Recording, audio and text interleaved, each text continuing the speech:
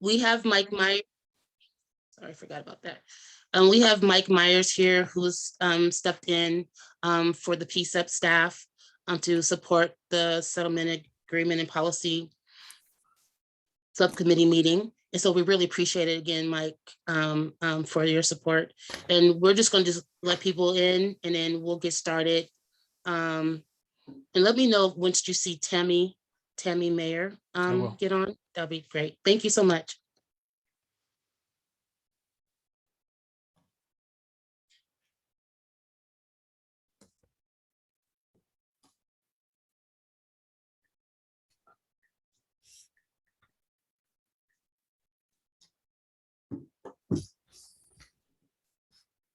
Hi, Dennis.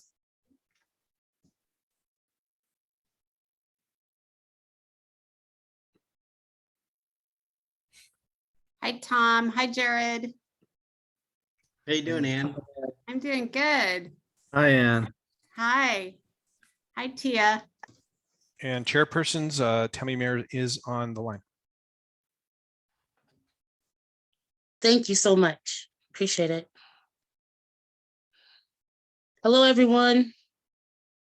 Hello. Hopefully I'm gonna Hi, Zainab. escape from this so that hopefully everyone can see each other. I'm not sure if you all can see each other versus the slide on the screen. I'm not sure how your view is, but I want to make sure that you all are able to see each other. If you want me to pull the slide down for now, I can. I can see everyone. Great. And so we're going to just wait for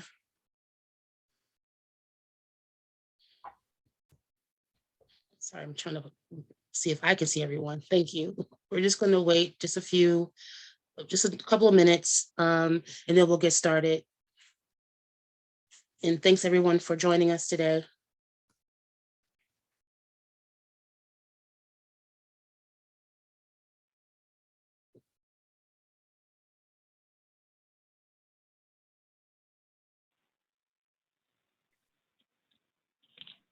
You can see my dog Clyde on the couch behind me. He's here to provide that Zen energy.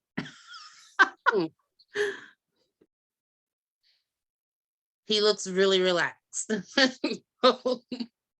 That's nice. Yeah. You said Tammy is here. Great.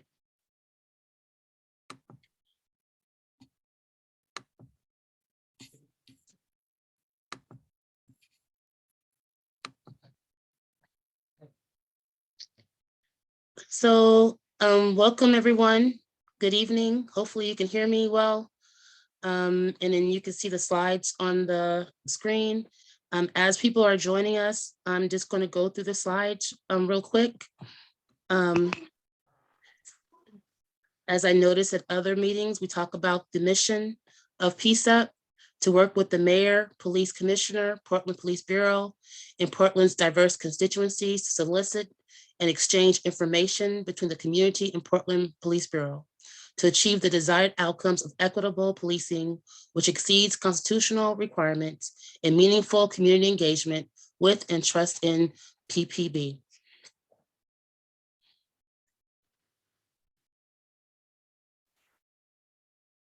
The directives, PCCEP members will independently assess the settlement agreement using the tools outlined in the plan. PCCEP will work to facilitate positive police-community relationships and promote public safety by assessing PPB's current community engagement, processes, and developing recommendations and strategies for systems to increase public outreach and engagement. Engagement. PCCEP will engage with Portland's diverse communities and organizations serving those impacted by previous exposures to excessive force and fatal shootings. Key areas will include the following: constitutional policing, use of force, interactions with people experiencing behavioral health challenges, complaint investigations, and racial justice. So we're here today for the Settlement Agreement and Policy Subcommittee. Ann, would you like to read our goal and objective?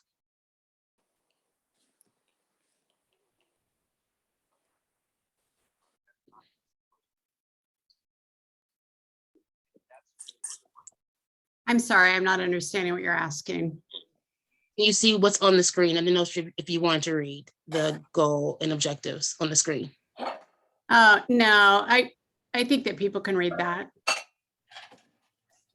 For those of you who are like me, are not able to see well, I will read it out loud. The goal of the settlement agreement and policy subcommittee is to ensure that the Portland Committee on Community Engaged Policing remains engaged with the objectives of the Department of Justice, settlement agreement, and handle any related business.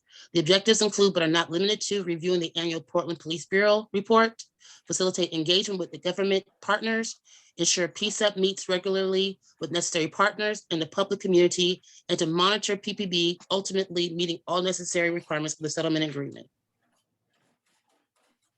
Again, my name is Zainab Folk. I stepped in as a chair of the subcommittee on January 2022 when Ann Campbell asked for me to step in, but I've been a member of a PCCEP since November 2020. And you would like to introduce yourself? Hi, everyone. Thank you for being here this evening. Yes, I was appointed by Mayor Wheeler right before the murder of George Floyd and have been a PCCEP member ever since. Thank you for being here with us. So we're always considering others to join us with the settlement agreement and policy subcommittee, including our members, a part of PCCEP, as well as the community at large. If you have any questions or would like to get into contact with us, our email is here as well as on the website. And so I would ask Mike, if you can make sure that everyone is muted, that would be great. If you can handle that. Thank you so much. I appreciate it. And just so you all know, Mike Myers is here with us from the city of Portland to support our meeting today. And so we really appreciate him stepping in. If I could ask to do a real quick of the welcome and roll call. We'll also have Tammy Mayer here, who is here with us to talk about the settlement agreement remedy related to the body worn cameras and the pilot and the RFP. We'll also go through a discussion about the PPB training compliance, about the 2018 training PowerPoint. And then we will give, or hopefully give, feedback on COCO report from their last quarterly report. And then we'll have closing remarks. Again, this meeting's about remedies and compliance. So first, PCCEP members, would you like to, if you're here, if you'd like to introduce yourself?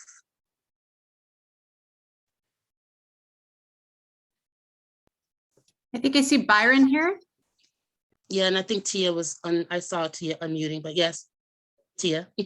Okay, hi, my name is Tia Palafox. I'm a PCCEP member of the Behavioral Health Subcommittee. Thank you for having me. Thank you. Byron.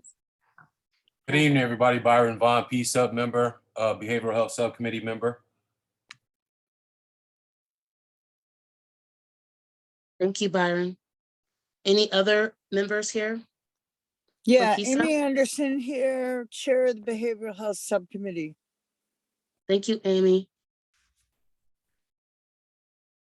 Okay. Will the PCCEP sponsor the mayor's office? Anyone here representing the mayor's office? Hi, Sam Adams with Mayor Wheeler's office. Glad to be here. I will have to leave the meeting a little early. Tonight's my husband's birthday, but I'll be here as long as I can. Thanks for having me.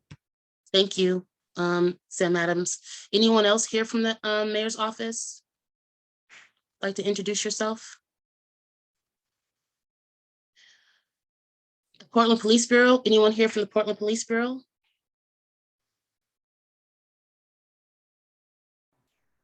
Tammy Mayer, Portland Police Bureau. I'm the body worn camera program manager. Thank you, Tammy. Yep. Mary Claire Buckley, Portland Police Bureau Inspector General, DOJ Compliance. Glad that you're here with us, Mary Claire. Anyone else?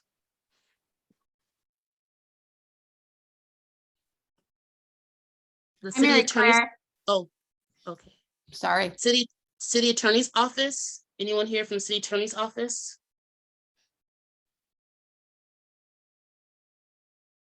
Hi, I'm Sarah Ames with the City Attorney's Office. Hi, Sarah. Thank you. Anyone else? Good evening, everyone. I'm Vamshi Reddy with the City Attorney's Office as well. Nice to see you all. Nice to see you too, Vamshi. Thank you.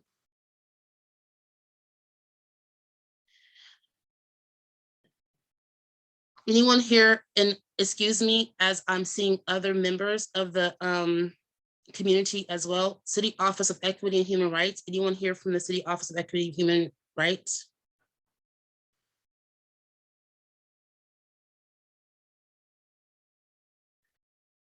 Well, PCCEP staff, we know that they were not able to attend this meeting, and so we'll move on to the Department of Justice. Hey, everyone. Greetings from Miami. I'm here with my spouse for Valentine's Week. I appreciate you having me here, and thanks, Zainab, for running the show. No problem. Thanks, Jared, for being here and also on your vacation. Thank you. It's work. It's work. Oh, it's work. Okay, I'm sorry. The work. I'm enjoying your Valentine's Day. Thank you. Anyone else from the Department of Justice? Is this you today, Jared? Okay. And so I want to also, because this should be added to the list. COCO, anyone here from COCO? Yes. Hi, Zainab. Dennis Rosenbaum, pronouns he, him, compliance officer from COCO. Thank you for having us. Thank you. Anyone else here with COCO? Tom Christoph. Oh, go ahead. Oh, sorry. Tom Christoph with the COCO team. And Amy Ruiz as well, she, her. Thank you. Thank you both. And then Mia Franco here from the COCO team. Sorry to interrupt. No, you didn't interrupt. Jamie Thanks, Moore is Leah. here from the COCO team as well. Good evening, everyone. Right. Thank you. Thank you for all being here too. And we will add you to our roll call list as well. And then anyone from the community who would like to introduce themselves at this time, this is a great opportunity to do that. Thank you.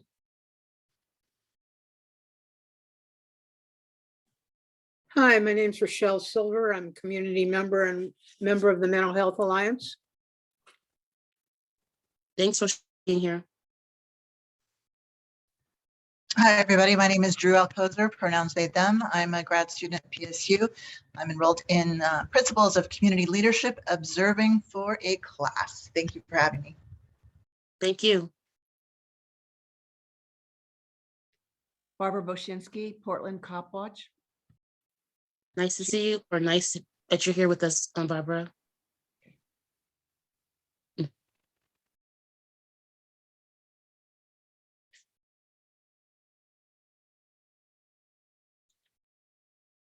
Any other community members who like to introduce themselves before we get started?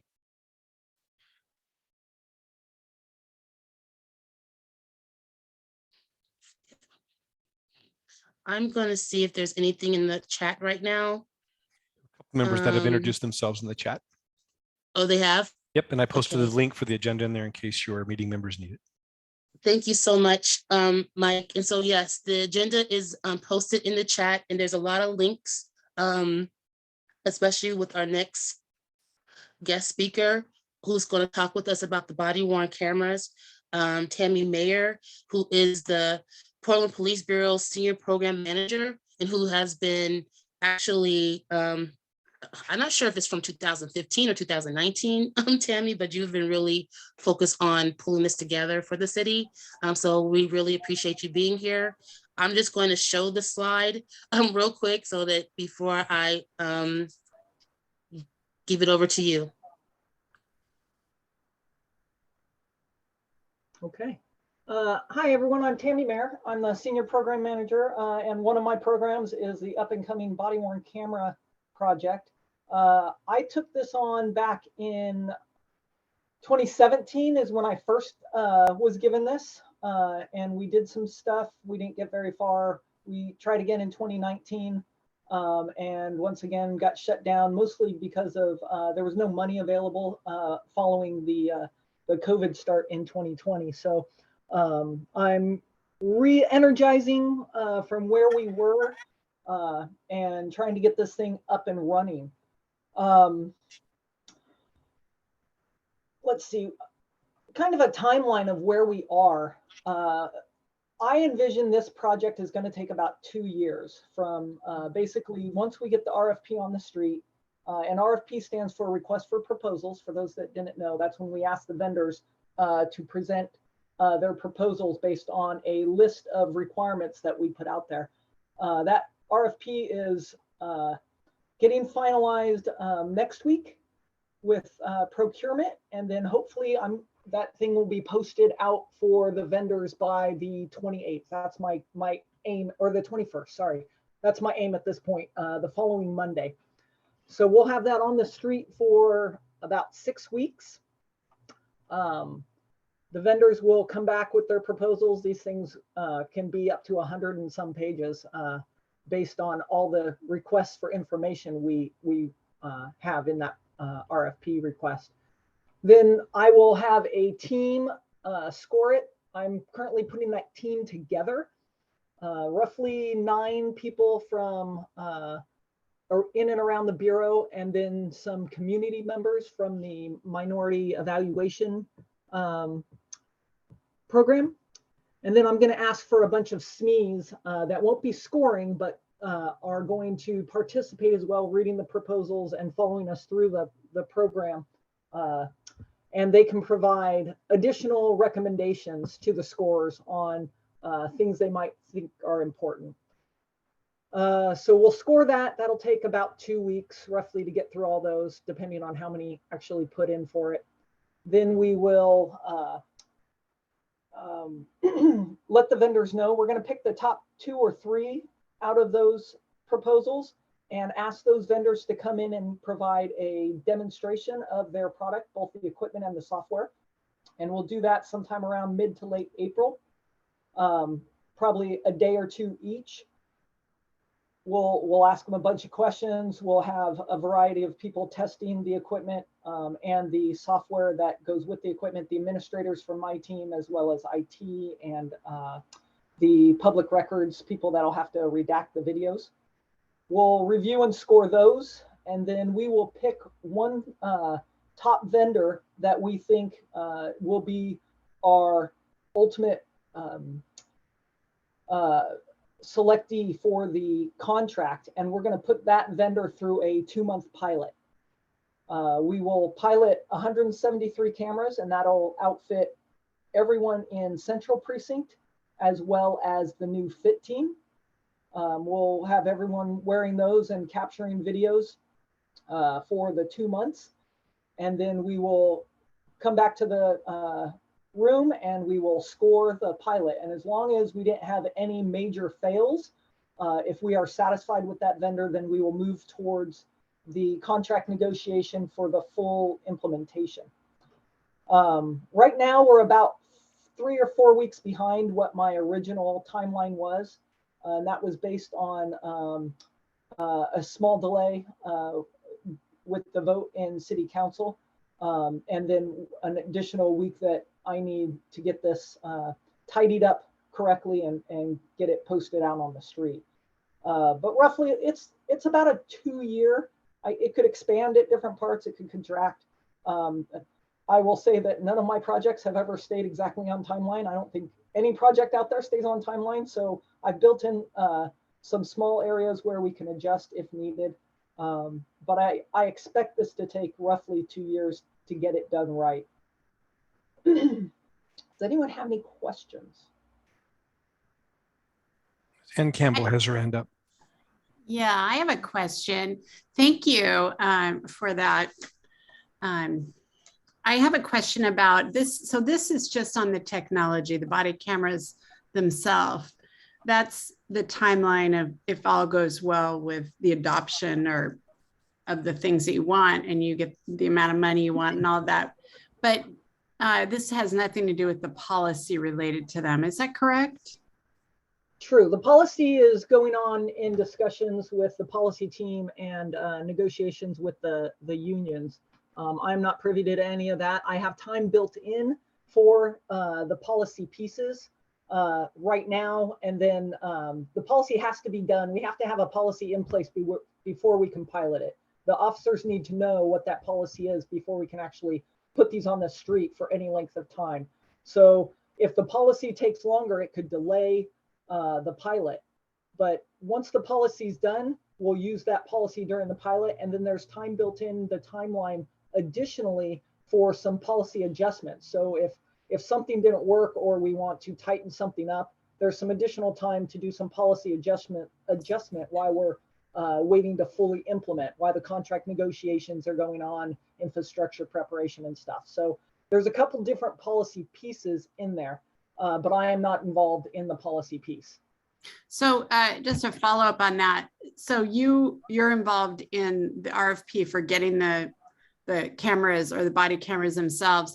And in that RFP, is there a piece about a third party having the footage, keeping the footage, and so would not be housed by PPB? There is a question about where it will be housed, what the vendors can do, whether it will be housed on the cloud or on-prem. We are aiming for on the cloud. That's really what DOJ and the city attorney's office is looking for. But we're asking the questions. We don't specifically ask for any real specific thing. We ask what the capabilities are. And then when we get the responses back, we review those and figure out what's going to fit the city the best. Thank you, Tammy. We have Amy Anderson up next with her question, and then we have a question in the chat from Barbara from Portland Cop Watch. Thank you. Yes, good evening. My question is around the hardware.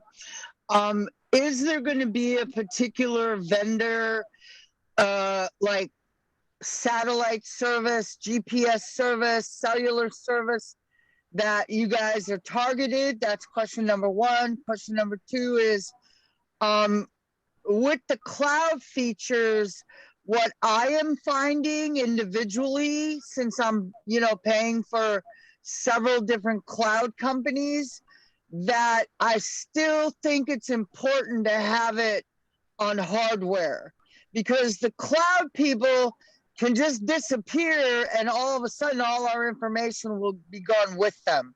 Technology is technology. So my thought is, are you making like a plan B to store the information on a hard drive somewhere or a hard source? And then the third question is, let me see, are you going to be looking towards the future technology instead of the current technology on cameras? Okay, I'm going to take those backwards because it's in my mind, so I'm going to do that. The future technology, yes. We asked the question in the document that we put out is, what is the roadmap for the future? If they have a plan to bring in new applications or devices, or we want to know like the replacement plan for the equipment, that's part of the one of the requests in the document. As to the cloud question, I believe, and I'd have to go back and look, but I believe the cloud even requires a backup. So there has to be a safety net basically built into the cloud. And it has to be a CJIS authorized cloud vendor. So it's either going to be Amazon or it's going to be Microsoft. Those are the two. Those are the only two cloud vendors allowed to maintain CJIS, and CJIS is Criminal Justice Information System, or CJI, I should say, not CJIS, but to maintain CJI information, it has to be in one of those top two clouds. So they're not just going to disappear. Microsoft. Oh no, not Amazon or Microsoft. You're right. You're right. And you're right. What was your first Thank question? you. I'm sorry. Let me see. I'm not sure I remember now. I think you pretty much my thought was, who's carrying the cloud, right? And is there going to be a plan B? Oh, a provider for the service. Is it going to be cell phone, satellite, GPS? What's going to be the actual service? We left it open, but it will most likely be either Wi-Fi or hardwire download.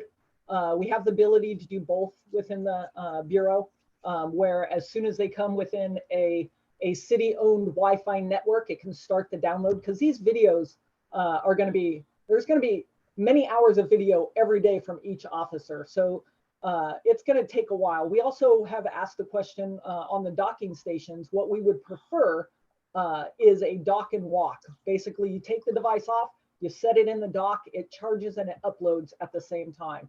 And you walk away. Awesome. Yeah. So that's what we've asked, but I mean, Yeah. the vendors might not have that, and we've asked them, if you don't have that, tell us what you do have and explain it to us. So we kind of put this is what we would like, but we're open to other options.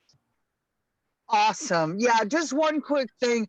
The Wi-Fi system in our community is really poor. There are a lot of buildings that are up that block the signal now that never used to, because of the material they're made out of. It would not be allowed to go over regular Wi-Fi. Like I can't drive by someone's house and use their Wi-Fi. It has to be within a city Wi-Fi network. So it would be Wi-Fi on city buildings. So when they park in the garage or they're okay. they're using the city Wi-Fi. Okay, thank you. Thank you, Amy. I'm not sure, Barbara, if you want to read your question or who will be able. Okay, yes, thank you. Yeah, thank you. Cop Watch is just concerned about if the officers will be able to see the footage in some way before they write their reports. I'm not sure if you heard Tammy share. Is that more about directives, or is that more a policy issue? That'll be decided during the negotiations with the union. We have asked that question in the RFP for the ability to review and tag in field if needed. But we've also asked, can those options be turned off? So if the policy decides we're not going to do that, then that will be turned off at the administrator level, and the officers will not be allowed to use it. Okay, well, we just want to make sure that there's that safety. Yes, we've asked a lot of questions in the hardware. We just want to make turning sure things off. So we ask, can you do it? And then we say, can you turn it off? Thank you. I did want to read, I know that the City of Portland Council took a vote on this at the February 9th, 2022 meeting to authorize competitive solicitation not to exceed $2.6 million for a body-worn camera implementation for police officers. And a part of that was the area that is on the agenda was to include number 3, the Police Bureau has determined that the best option is to conduct a competitive solicitation, including a broader pilot of body-worn cameras to select the most appropriate solution before full implementation of a system. And so when we invited you here, Tammy, it was really about all of your research, all of what you've done to really compile information for the city. And my question to the city related to agenda item, I believe number 84, was the City of Portland in the pilot testing should either look at electronic, digital, or technology-driven activated devices solely given the advances in technology, or test both to compare the manual operated devices versus, like we talked about, the new technology that's out there to just activate immediately without a manual process. And before any pilot launches with the new body worn cameras, there should be preliminary policies and directives that will help with the training and onboarding and to prevent harm to police and community during the piloting of the body worn camera, especially related to violence against women and vulnerable populations. I also was able to cite, because I've been going to the International Association of Chiefs of Police. Their website has a cadre of information, especially related to body worn cameras. And I also included that to the city council, especially when it comes to deliberations on creating directives. So I know that's not what you're doing here today, Tammy, but as we continue with this whole process, especially from the remedy that the Department of Justice has required of the city, that the International Chief of Police Association can serve as a resource to building policies, since they have also been working in this area. Again, not endorsing anyone, just saying, there's a lot of information out there, but hopefully the city of Portland will look to those who have launched these body worn cameras. But as a pilot, I'm glad to know that you will look to the directives before launching in the city of Portland, and that we can look to our community to provide. I think we have done that too. I know that Lakiana Jury, a part of the Racial Equity Subcommittee, provided a body worn camera recommendation in December 2019. So hopefully we're taking those things into consideration, everyone else's information. Thank you. Yeah, let me jump in there real quick. As for your first statement about the technology automatically turning itself on, there is one specific part of the RFP that asks about triggers. So we ask for them to describe any triggers that would automatically activate the recording, and that includes the lights and sirens going on in the car, when a firearm's drawn from the holster or a taser, when running, shot detection, so if it hears a shot, or fall detection if the officer falls down. But there's a variety of things that we included for automatic triggers. So there will be a policy that says when the officer has to turn it on. I mean, he might be walking somewhere and not in his car, so his lights and sirens don't go on, his weapon's not drawn, but he's talking to someone on the street. And if that's in the policy, then he or she will be required to manually activate it. But there are specific triggers, and a couple of them were included in the DOJ requirement. The lights and sirens and the drawing of the weapon were specifically mentioned in the DOJ letter, and we had already included those in the RFP. But there's a variety of other triggers, and then I asked if we didn't mention any, do you have any others, other kind of triggers?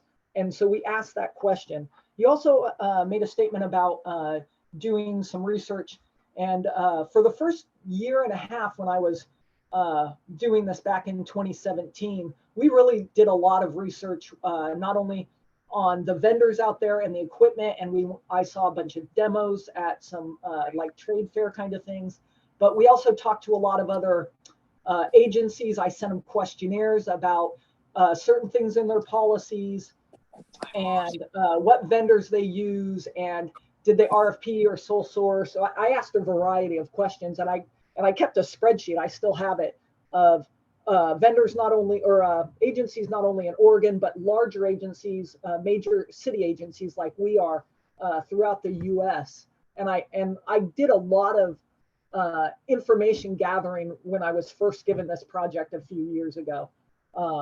Now the technology has changed a little bit, but for the most part, most of it's the same, but there have been a few improvements on the cameras, including those triggers. So that's been done as well. Thank you, Tammy, for sharing that. And I know that Coco is here on the line, and I'm not sure if you have been able to share this information with Coco and with DOJ, because as they are requiring this for the city of Portland, and they're also the monitors and those who also focus on the data synthesizing, if they've been able to actually review this information on Tammy. I know they're here, so I'm not sure. I have not sent them it directly, but it is posted on the body worn camera webpage that the Bureau has. It's been up there for about 3-ish weeks now. And there's still a chance if they want to look at it. We're going to try and tidy up and finalize it next week. So there's also, when I was talking about the people that'll be scoring, there will be also subject matter experts that aren't scoring. And my plan was to reach out to the COCL and IA and a bunch of others, the DA's office, city attorneys, and have them have someone on that team as well to provide insight. Like the DA doesn't get to pick our cameras, but they're going to be an integral part in it because they're going to have to review all the photos or the videos too. So I'm trying to include as many stakeholders in that process, even though I'm not going to make them scorers. As subject matter experts, they can still provide their expertise and their knowledge to the scoring team to help the scoring team make the right decision as to what we're going to pick.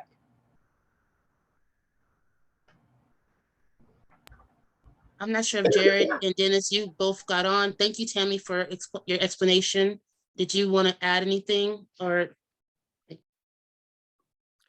I will just add that we've are requesting the RFP. We haven't, now that it's posted, we will study it more carefully. We have, we thank them for inviting us to participate. We do have a lot of expertise in body worn cameras on our team from other cities. And we will, as I think you know, Zinab, we're preparing a report based on that last forum where there was 300 people participating, and we also did a survey which had a lot of respondents. So that report will be available on the 18th of this month, so fairly soon. Thank you. And Dennis. Zainab, I just wanted to, you'd mentioned, whether we had received something. I appreciate all the work Tammy has done. I don't think the department requires the Bureau to provide us that work product. I've, in my, just work for the department, have looked at all of the policies. They're all available online. And almost every single one. I think Texas has a couple of big cities that don't have them online, but yeah, we've made our own due diligence on that, and we'll be assessing, the adequacy of the policy based on, our own internal process, looking to this tool to really be an adequate remedy for the non-compliance that we found in 2020. And so, the notion that these are accountability tools, are important to the department, given the context in which the remedy arises. And so our focus really is on the accountability aspects, but, they're a multifaceted tool that provide a lot of benefits to, all sides of a police encounter. And so I appreciate that, the Bureau and the city, and the union, they have interests that they need to, protect and defend and advance. And we will revisit the policy when the bargaining is done. That's at least the current plan of action. But I appreciate you bringing that up. Thanks, Zainab. No problem. Thank you so much. And Tammy, I want to say thank you also for joining us today and being here at our meeting. And because of time, we are going to transition to the next agenda item. But how can people get a hold of you if they need to get a hold of you, Tammy? My email is, I'll put it in the chat. Thank you so much, Tammy. Appreciate that. We're going to move into the next agenda item, which is the Portland Police Bureau's training compliance. We're focusing on what Dennis Rosenbaum spoke about, is the response or the public release of the 2018 training PowerPoints. And so, hold on, I'm trying to juggle everything at the same time. And part of that is also putting on the screen what we're talking about so people can follow. I know I'm a visual person. I'm not sure if anyone else is a visual person, so I have to sometimes see what we're talking about in order to follow sometimes. And so I'll just put this up and then I'll bring it down. But our next agenda is about the Portland Police Training Compliance 2018 PowerPoint that was released on January 14th this year to the public by the city. And I know there's been a lot of discussion related to this, but there was a meeting. I think it was a subcommittee meeting for the Racial Equity Subcommittee meeting where we discussed these slides a little bit further. And we had a question from the community about what PCCEP should do about it or what we can do about it. So we wanted to have a community discussion about this to see where we are and also talk about a recommendation letter. And I'll just bring this down for now.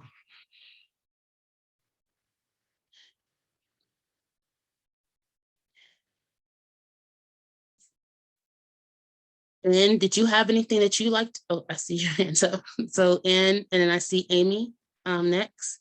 Thank you.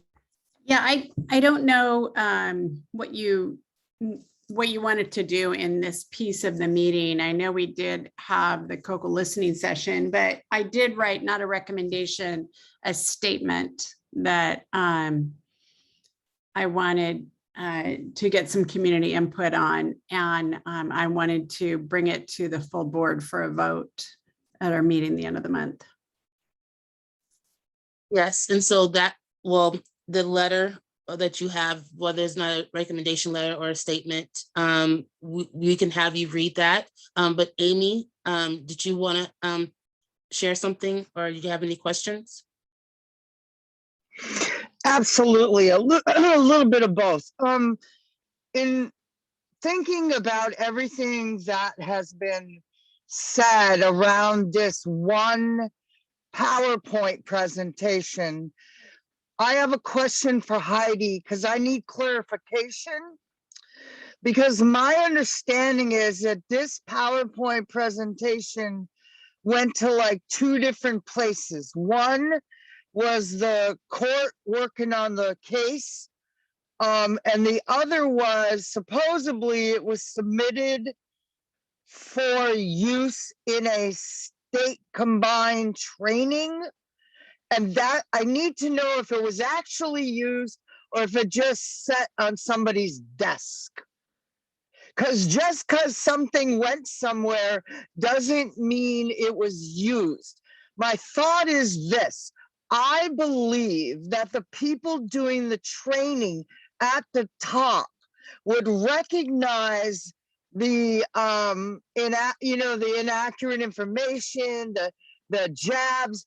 Somebody with a knowledge to do a state training, in my opinion, would be able to recognize the material as, oh, we're just going to leave it, like on the table. It could have gone in the garbage and none of us would have ever known. So my concern is, why are we putting so much effort into something that we don't even know if it was used as a training guide? That's what I want to find out from Heidi. Is there confirmation it was used to train officers? Okay, thank you, Amy. And just so you understand, Heidi is not at this meeting. And so I believe Sarah Ames is planning on speaking to this. Thank you. Okay, that'll work. Thank you. Yeah. Thank you, Amy. That is exactly a very important question. We know that this offensive slide and the overall tone of the content was prepared. And we are very much looking into who prepared it. But then the other question is, was it ever shown, and to whom, and what was the reaction of anyone else who might have seen it? And those are all issues that are still under investigation, as it's an active investigation that involves potential discipline for city employees. We need to keep that investigation pretty confidential so that we can have a fair disciplinary process. But So that is exactly the kind of question that is being asked internally in the investigation. Thank you for bringing it up, Amy. Thank you, Amy. I see Ann's hand next and then Jared. Thank you. Excuse me, I believe it was used in training. That information has come out. I understand that you can't talk specifics about it. For me, the bigger issue is that it was hidden from the community. It was hidden from the public by the city, by the mayor, by Robert Taylor. I don't know who else. That's really a horrible thing in my mind. There's a variety of horrible things, and we're here to help, with the community, bring the community and have a good discussion when we can't even trust our elected officials.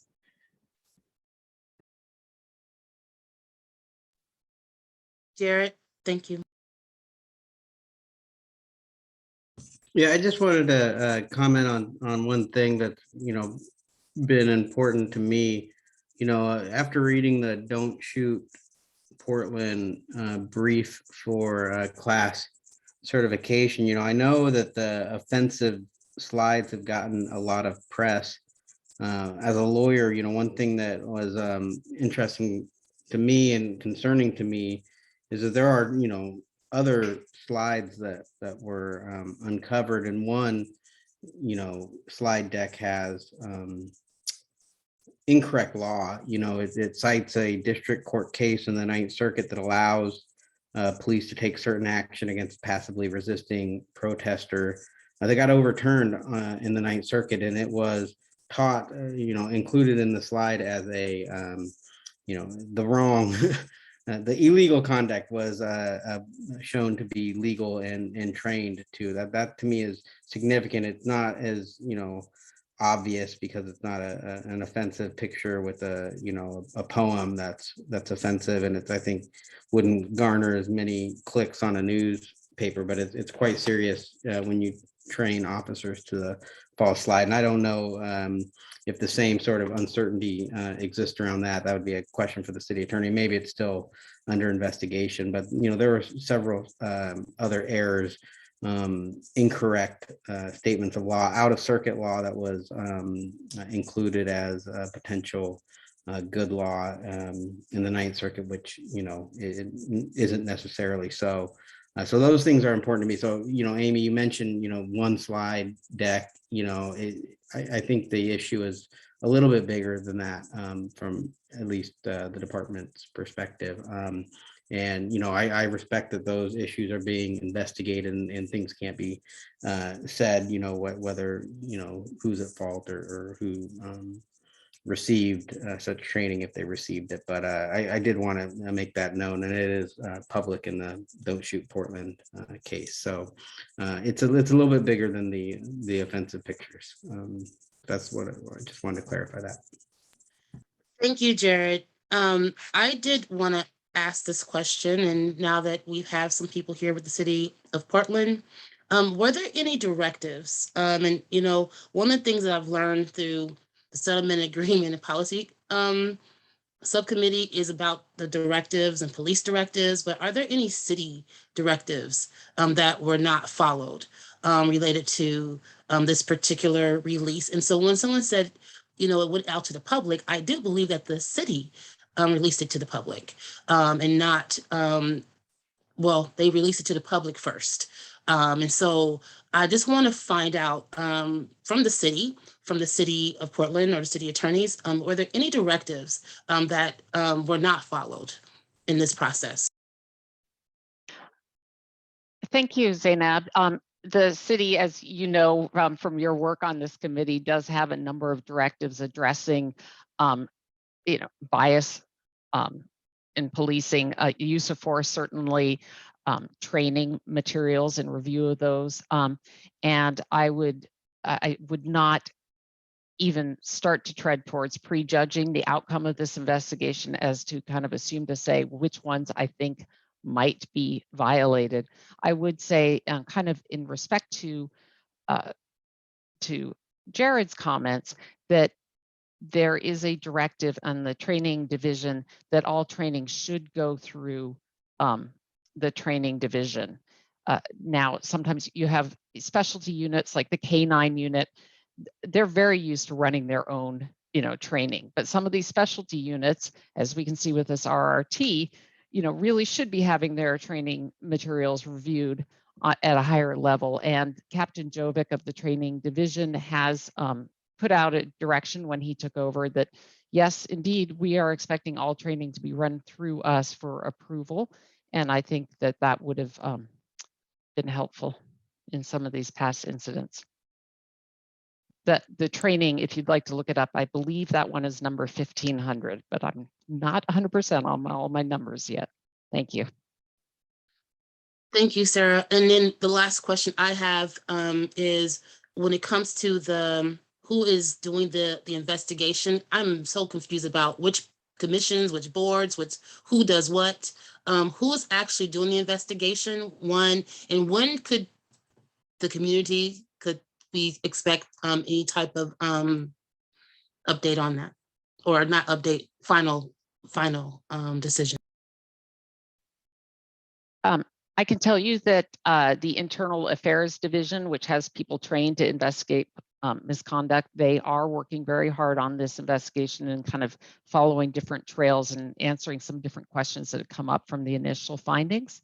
I cannot tell you, I am not, Heidi could tell you more about some of the confidentiality requirements in the police disciplinary process and what stage we might be able to reveal more information publicly, because, as I said before, public employees have due process rights, and we would hate to jeopardize the ability to hold any police officer accountable by prejudging either the outcome of the investigation or releasing information in a way that jeopardizes the investigation.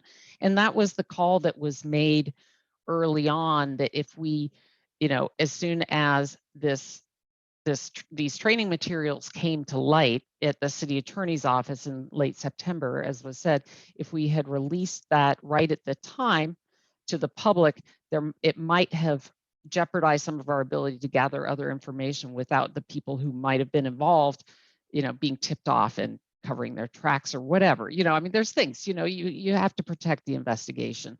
That was a call that was made at the time. And you've heard Heidi explain it here, and you've heard both Robert Taylor and the mayor explain it at the city council. So I don't think I have much to add on that front. Thanks. Thank you, Sarah. There is a question from Byron. Byron, did you want to ask your question, or? Yeah, how much of this are we on a, how much are we doing on a state level so we can put some of these things into law? Or are we working with the state level, working with DAS, because DAS can put these things into their job description when they work with DAS down in Salem? Because you can see, we got, certain things that they have to go through. There's a lot of wiggle room, and then you got to have a lot of perspectives when you're doing investigating on camera use. So I'm wondering, if there's something on the state level that could be used, that could be put into law to, to actually make them, make them act right, I guess. I don't know the right word to use. Thank you, Byron. Anyone here able to answer or can share how to get to the answer?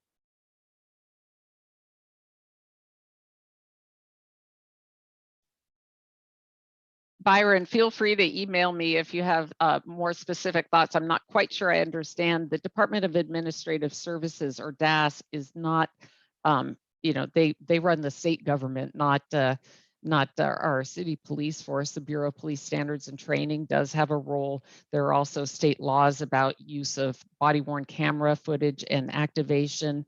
There's other state laws that obviously apply to all law enforcement agencies around the state, as far as use of force and some other things. So there's a lot of different levels where we do have state laws that we have to operate within. So I'd be happy to check in and hear a little bit more if you have some further ideas. Thank you.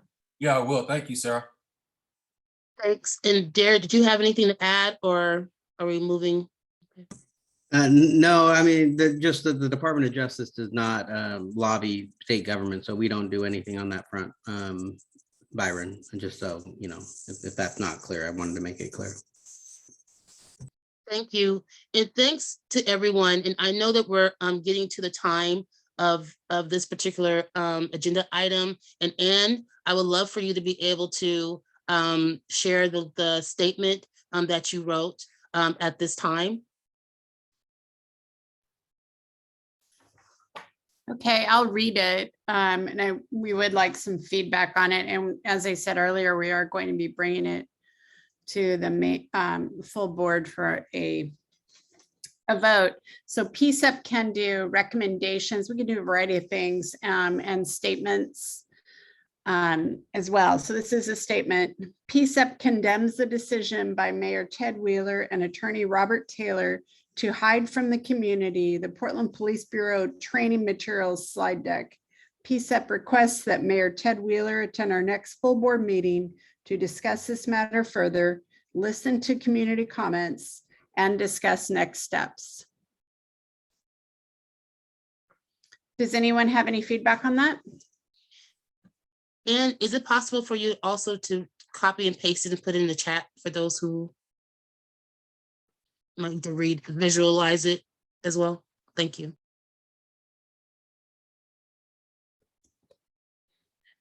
Anything to add, thoughts,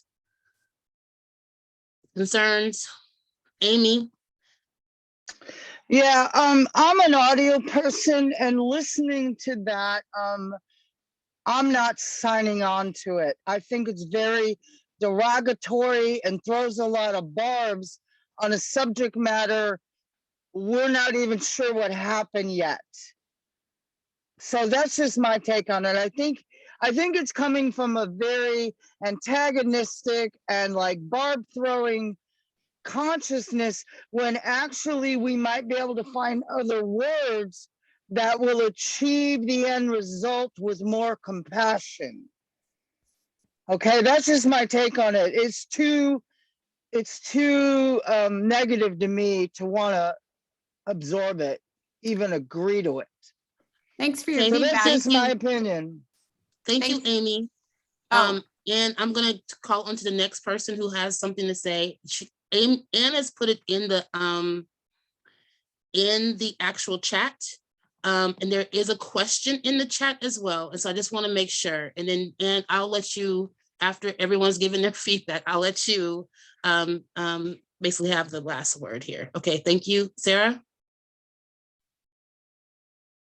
Hi, thank you. I actually had the same question that Barb was at. We've had some pretty robust discussions at the Racial Equity Subcommittee and a lot of hearings and discussions. And I know that Celeste's committee has been working on a statement, and I was wondering if if the full PCCEP would be deciding on two separate statements. I appreciate that there's a lot of passion, and I appreciate hearing the views at both that committee and this committee, but I was just curious about the process.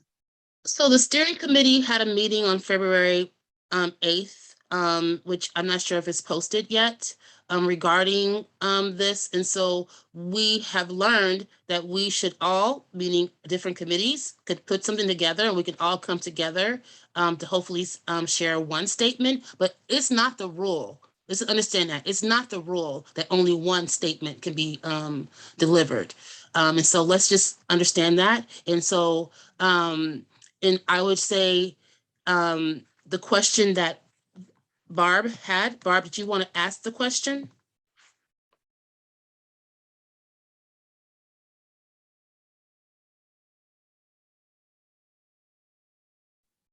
Well, the question in the chat is, are there two subcommittees working on competing letters? And that is no, it's not going to be competing letters. These are statements that we have from our committee as well as community members.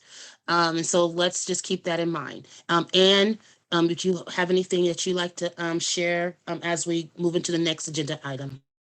Yes, I do. I did read the minutes from the Racial Equity Subcommittee, and I'm going to reach out to Celeste. I think it would be good to have combine those statements. I wasn't able to attend that meeting, but you know, I do want us, I did hear very clearly in a listening session that the community is asking, what are we going to do? So I just really feel it's very important for me as a member of PCCEP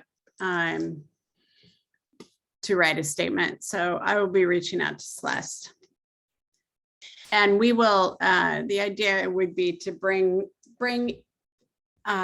possibly both of them to the next full board meeting, or a combination of the two. But I was hoping for some, any feedback. I appreciate. Thank you. Well, I want to put on record because I also gave feedback, but it was actually directly to Ann Campbell privately in an email, which I will also be presenting with the whole, comments, or if it's going to be combined or not. Again, I know based on the rules and bylaws that it does not have to be combined. It does not have to be even in accords with everyone, but as long as people are able to give their feedback. I don't think that we need to, limit what people are feeling about this. And I think there's a lot of, like Jared said, it's more than just one slide, it's more than just one issue. And I know that we need to really understand that and make that more a public awareness. And since the city has posted the slides publicly with the media, it's really have become a issue even within our own PCCEP members. And so Amy, if that's a new hand up, or because we're about to move Yeah, into the it's postal new report? because it's real quick, because I just flashed on an idea that I agree that things need to be done. But how about we create something called remedies? Like, this is what we want to see happen, submit that, and see what happens. You know what I mean? Instead of using the word condemn or blah, blah, blah, let's come up with solutions on what we want folks to do to prevent this in the future. And then I'll support it. Great. And so again, everyone, in regards to time, what we're going to say, because I do not see us coming to a resolution on this at all. But I will, first of all, Ann, did you want to comment on Amy? Because Jared also wants to comment as well. Yeah, Thank you, Amy, for. I wanted to say that it would be my preference to work together with other members to have one statement from PCCEP. That is my preference. That doesn't appear to be your preference, Zainab, but that is mine. No. I was sorry. I was reading what was in the chat. I'm sorry, and distracted by the chat. No. That is my preference, to work with other members and with the community to draft something that would be from all of us. That's been my experience in the past in writing statements. So with that said, that's all I have to say. Thank you.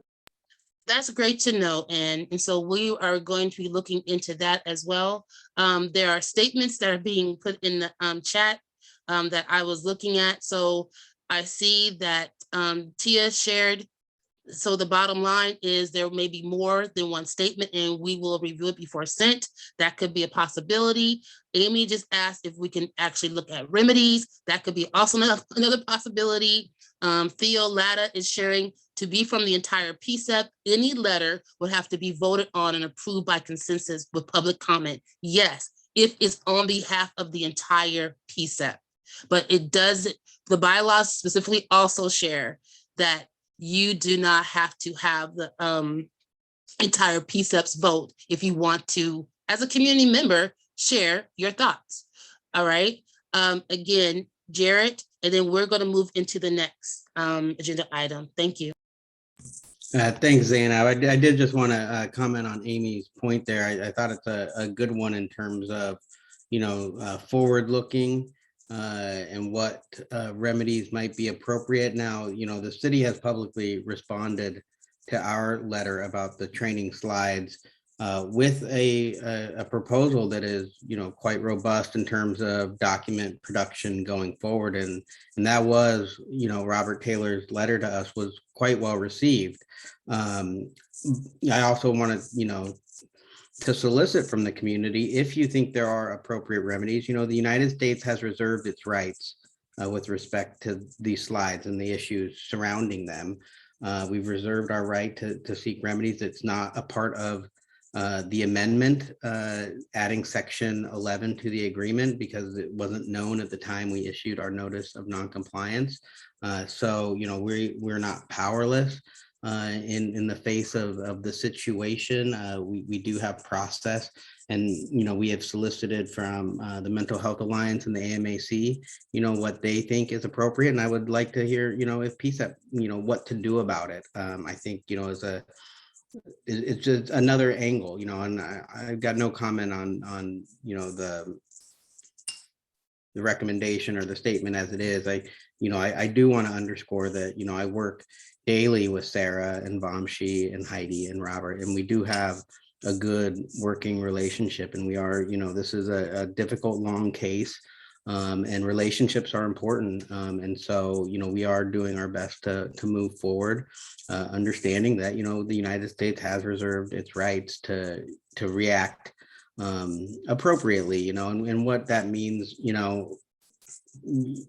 again, we would like any input from you all, and the city has made a very good faith effort, I think, to provide a good remedy for the situation. And so I did want to echo that part of Amy's comment, because I think it's appropriate, and it's not to the exclusion of anything else, but just, and there's no time crunch on it either, necessarily. So I understand, Zainab, you're running out of time on this meeting, so I've taken enough airtime, but if it's something you all want to consider at future meetings, I'm happy to be here and listen to what you have to say in terms of remedies. Thank you.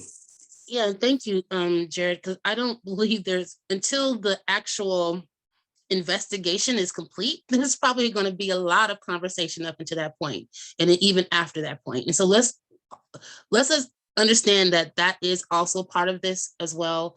And let's not limit what we can and what we should do in this process. But I'm glad the conversation is at least is being held in different spaces, and because we don't have every member of the city a part of our subcommittee, so let's keep that in mind as well. We are going to move on. And thanks everyone for this conversation. And hopefully we'll continue this as we see where it really leads us when it comes to training, which is part of the settlement agreement. The next thing I'll put on the screen real quick, and then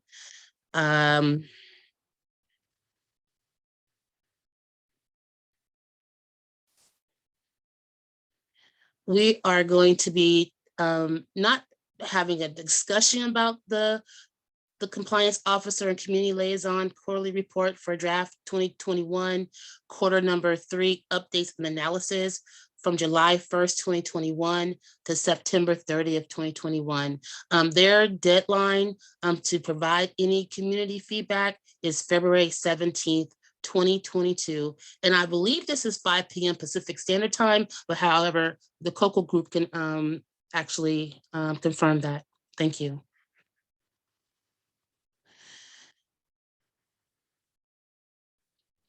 That would be correct, Zena. Thank you. Okay, great. Thanks, Dennis. I'm not sure if your team just wanted to share. I know there's a lot of stuff that's happened between you writing that report and everything else in between that, especially with the new remedies that were issued in August of 2021.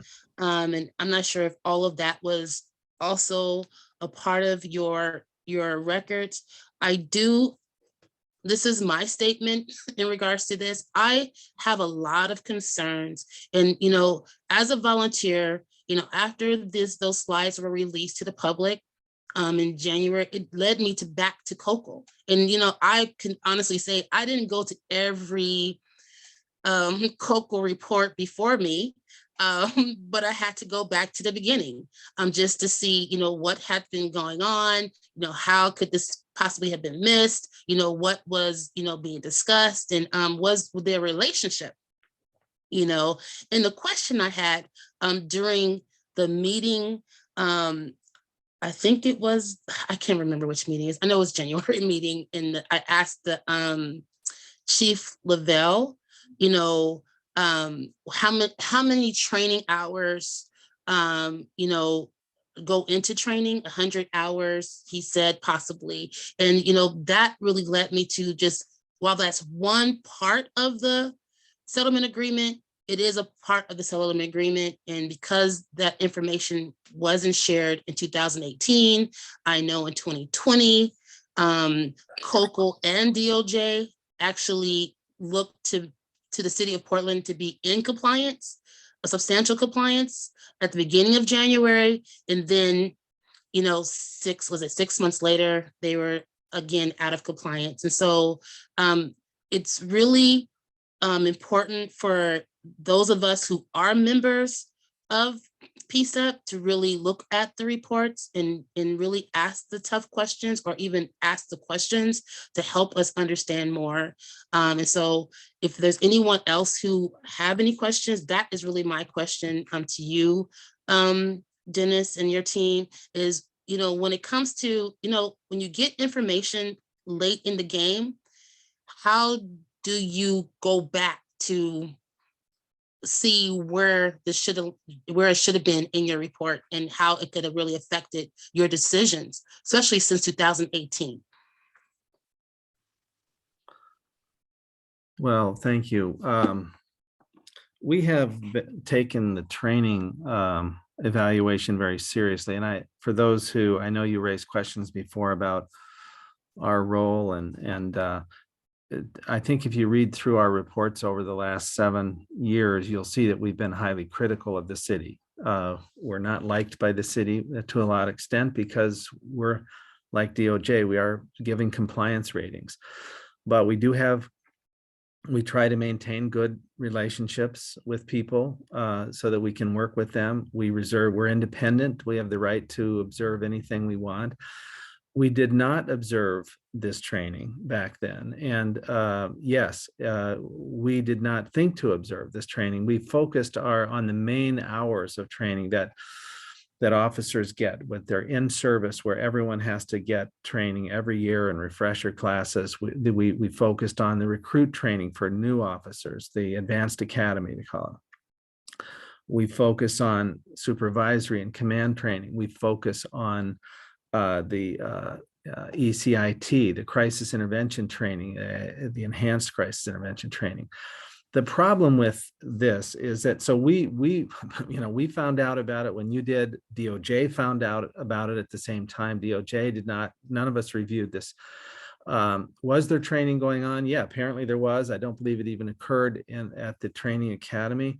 And the important thing is and this is, in Q3, we couldn't address it because it didn't happen. It was, we didn't know about it in Q3. That's the fact.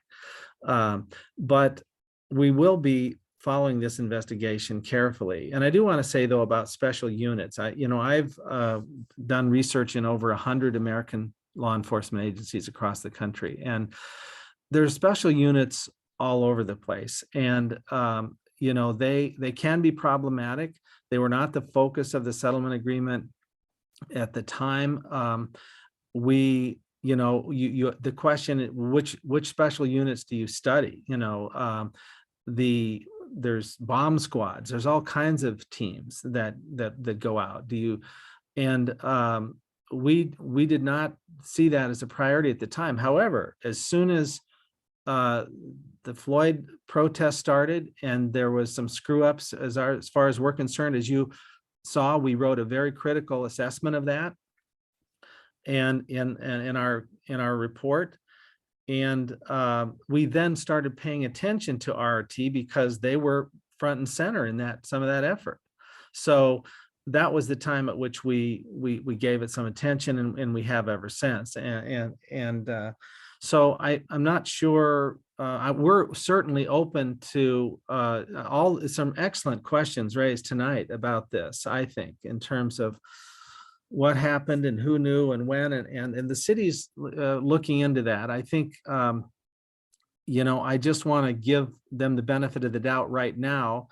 But I don't think, I do think it raises questions. The bigger questions for me, as someone who's studied law enforcement for a long time, is why don't we know more about special units in general, and why are their trainings not necessarily even, not just me, but they're not necessarily reviewed and approved by the training division.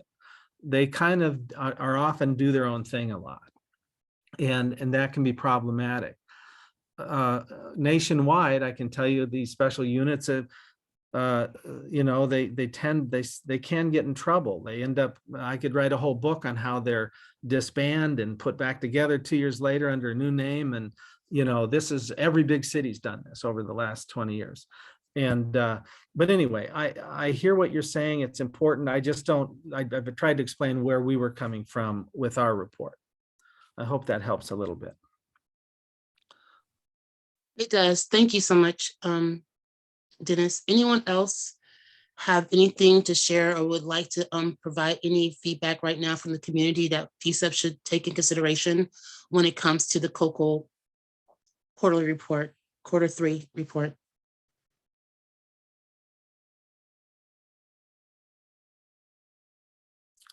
Can I add one thing, Zinab? I have gone back based on the discussion. We had a town hall, as you recall, where people gave us feedback on the report. And I have gone back and added a paragraph that acknowledges that this happened and that we will be keeping track of this as we move forward, just so you know. I'm glad that you added that, because I saw that your letter, I know it's a formal letter that you probably do every time, but it was written in January of 2022, and you didn't acknowledge that this had happened, and it was after the 14th, so I'll just put it out there. So that is really always my concern.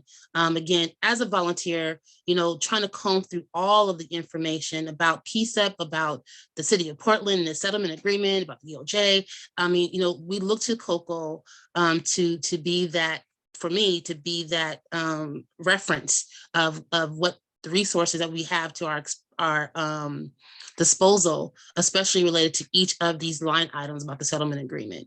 And so I really appreciate even that the fact that we have a settlement agreement in policy subcommittee so that we can really focus on that too. Thank you, Dennis. I see that Ann has a question. Thanks. Or a statement. I actually have a question. I'm not quite sure what this agenda is about, Zainab. I guess that's part of my question. And I want to say that I believe that Dennis Rosenbaum and Tom have provided excellent information and reports to us. So I'm not really clear as to what you're looking for, or what the issue is. I'm not looking for anything. What I'm asking for, which I think is what should be a part of our agenda when it comes to any type of report that comes out, especially because we have the time. The deadline is February. What's the deadline again? To give any feedback. And so this is a community knowing, one, that this report is out. Everyone doesn't attend the PCCEP full board meetings. Everyone doesn't attend. So this is an opportunity for us to reshare, update, whatever it is, to get people to know that this report is there. If they want to read it, it's really important to just understand where we are. Okay, and it specifically says COCO quarterly report, SAP subcommittee feedback. If we had any feedback to this, apparently you do not have any feedback. That's fine. I had my own feedback, which I believe as a member I can provide, but we're looking to the community right now if they have any feedback, or just to know it's out there. And I really wanted that link to be in here as well. If you don't mind, Mike, if you could put, if you haven't already, put the link to the COCO report as well in in the chat, that would be great. But that's the reason why we have it on the actual subcommittee settlement agreement and policy subcommittee, because COCL is part of what we also review their reports. Thank you. Yeah, I just want to add to that. I appreciate your support. I think one thing I've really tried to do is to keep information within the quarter that it occurred. So because these reports are delayed, because PPB puts out a report, we added a paragraph saying this happened at the end of September, even though we were not aware of it. But even in the fourth quarter report, which we're working on now, all this discussion we're having is occurring in the first quarter of 2022. So each quarter there'll be more information. So even the fourth quarter, there's not going to be much. I'm just saying that, okay? Because all the dialogue occurred in the first quarter of 2022. Okay, thank you. And this is what I know. And so when we're talking about, we're really now in the future, and this report is really in the past. But we're still having time to give feedback like we do with anything. Give feedback, give comment, give awareness to the community that they can, if they have any questions or comments. And I think that's our role as PCCEP members. I see others who look to educate. I think we should also look to educate as well. And thank you, Sarah, for including that. Thank you, Sarah, for including everything for the COCL report. Because also, you know, there's a lot of reports that, like I said, I come through from the beginning. And so it takes a lot of time to do that.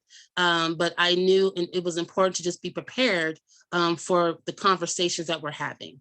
And again, you know, as a member, I also have my concerns. Thank you. Any other comments about any feedback on the COCL report before we move into closing remarks? Thank you.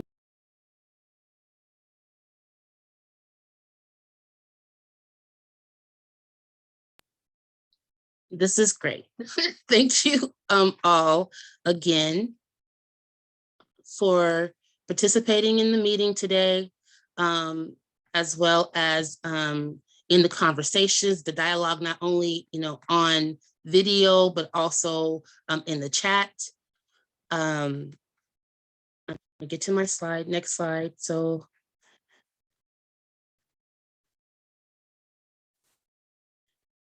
do you see this on the screen? I'm not sure if you see this on the screen or not, but.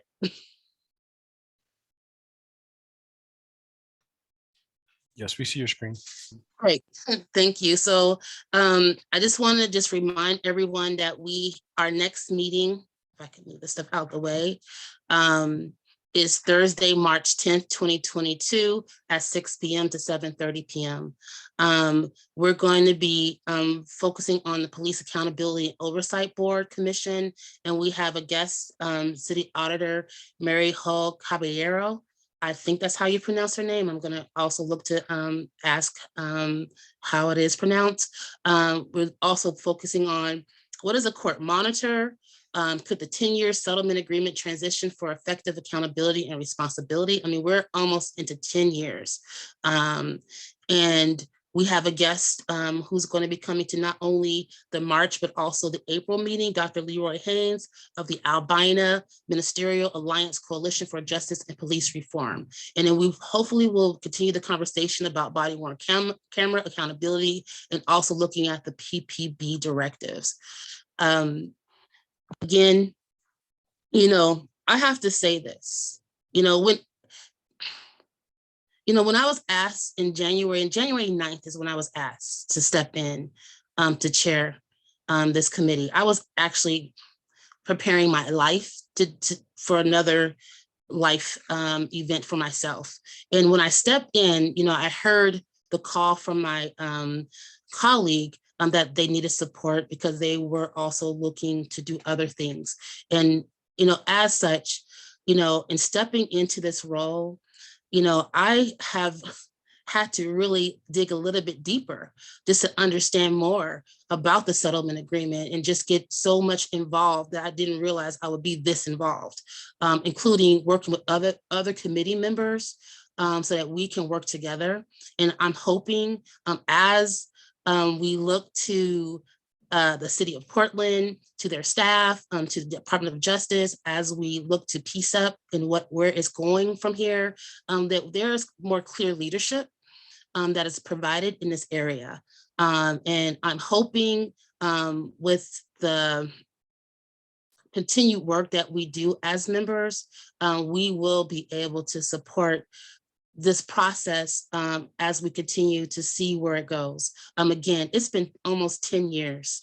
And I'm just in it for the last year and a half. So for those of you who've been here for the 10 years, I know it's been long, and I'm not going to go any further with that. I just know it's been long. But I know that the commitment to change and process improvement is what we all are looking for. And so understand it.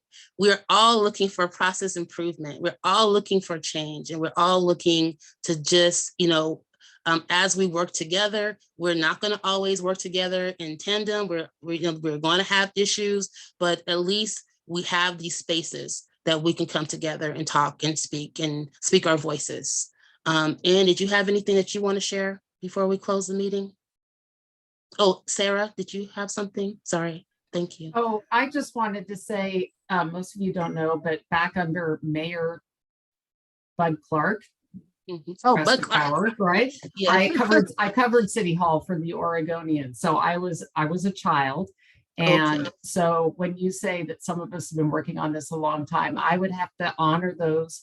I mean, like Commissioner Hardesty, for one, and others who have been working on these issues for decades. And, this did not start when the DOJ came in. And I just wanted to say that I really honor the people who have been working in the trenches, in the community, and pulling for greater things. And I would also have to say, having known Chief Tom Potter and some of the other police officers at that time, there are people within the police force who have been working equally long amount of time to try to, improve policing in the city. So I just didn't want to, recognize the folks like Jared who've been in this since the beginning of the DOJ thing, but, everybody else in the community too. And thank you all for being volunteers and being willing to come to these meetings.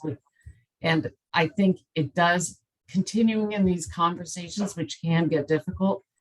From my perspective, and this is going way outside lawyer talk, I come at these with a presumption of good intent that, people are speaking their truths, and it comes from a really important place in their hearts and their commitment, and that we kind of all from our various perspectives and stands should and generally are trying to make this a better community. And so I really honor all of your commitment to that goal. So thank you. Thank you, Sarah. And thank you for just that. And I know, Anne, you had something to say, but I didn't notice that her hand was up.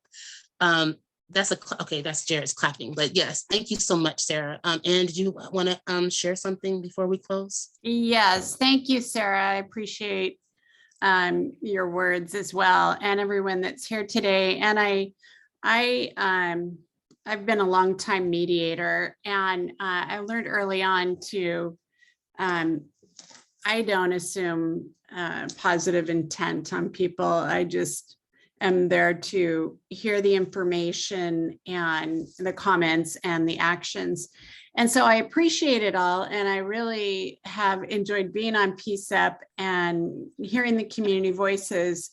And it continues to be disturbing to me that we can all have the information, we can talk to people, can have community members here. And honestly, it feels kind of like we're pushing like a cement brick, and things come out like this, information was kept from the community. That is such a big issue to me that it's really hard to get past. And I think, how can we move forward when we haven't processed that and dealt with that so that won't happen again, possibly. So I think that weighs heavy on my mind. So anyways, thanks everyone for coming. I hope that we find answers. The other thing I wanted to say is, you know, the city is looking into it. And I just think of what happened to Commissioner Hardesty, and the city looked into that and the police looked into that. And then what was it, a year or more? And the officer did leak the information and they're still employed. So I guess I'm a bit jaded and I'm hoping for better. Thank you. Thank you, Anne. And thank you, Sarah. I didn't want to mention, but since you put it in the chat, Avil Gortley, I saw that she just put her first name. So I'm just like, I don't know if that's Avil, but thank you. And, you know, I'm not sure, Avil, if you had anything to say or share, but we really appreciate you being here as well, and everyone here and from the beginning. So thank you so much. Thank you, Abel? Zainab. I just appreciate the conversation. I've been listening for the past half hour, and I'll review the earlier part of the meeting. I appreciate all of the voices. I appreciate the continuing role that the COCO has played. And I just encourage you as volunteers to be sure that you keep asking the city for what you need in the way of resources to do your work. Thank you. Appreciate that. Well, it is 7:30 and I know we didn't think we would make it, but we did. So everyone have a good evening and we'll see you at other meetings, of course, but we'll see you on March 10th. Thank you so much. Thanks, Zainab. No problem. Oh, I'm sorry. Thank you, Mike Myers. Oh my goodness. Thank you. If you can come on camera, we really appreciate it. Thank you so much. I had the easy job. Thank you all. Thank you. Appreciate it. Thank you, Yeah, well Zainab. done. Good night. Mhm. Good night. Thank you. Take care.